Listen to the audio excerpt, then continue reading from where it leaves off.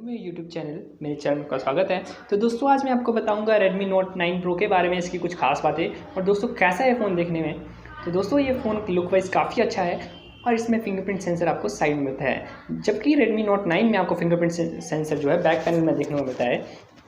दोस्तों इसमें 64 मेगापिक्सल का आपको कैमरा देखने को मिलता है और दोस्तों इसकी प्रोसेसिंग स्पीड स्नैपड्रैगन 750 इसमें लगा हुआ है और दोस्तों ये काफ़ी अच्छा प्रोसेसर है जिसमें आप smooth gaming, ultra smooth gaming खेल सकते हैं।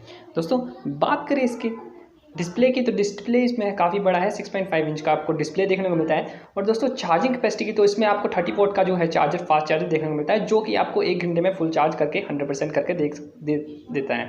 बात करते हैं बैटरी बैकअप की, तो दोस्तों ये 5000 mAh की बैटरी इसमें आपको देखने को मिलेगी, जो कि लगभग 5020 के करीब है।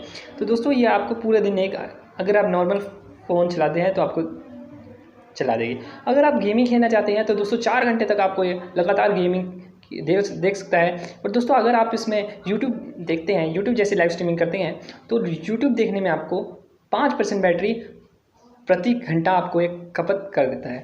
दोस्तों ये काफ़ी अच्छा फ़ोन है। अगर आप इसको लेना चाहें तो बाज़ार में 12,999 यानी कि 13,000 के करीब ले सकते हैं। अगर आप इसका छोटा वर्जन यानी Redmi Note 9 लेना चाहते हैं, वो भी आपको मिल जाएगा दोस्तों, वो 11,999 में आपको देखने को मिलता है। दोस्तों बात करें दोनों में क्या फ़र्क है, दोनों में ये फ़र्क है कि इसमें जो है आपको फिंगरप्रिंट सेंसर साइड में देखने को मिलता है, 64 मेगापिक्सल का कैमरा देखने को मिलता है, लेकिन दोस्तों आप में उसको 48 मेगापिक्सल का कैमरा आपको देखने को मिलेगा और बैक पैनल में फिंगरप्रिंट सेंसर है। और आगे जो फ्रंट में जो बबल कैमरा है वो आपको फ्रंट में बीच में देखने को मिलेगा Redmi Note 9 Pro के। वहीं आपको Redmi 9 के आपको साइड में ये कैमरा देखने को मिलता है।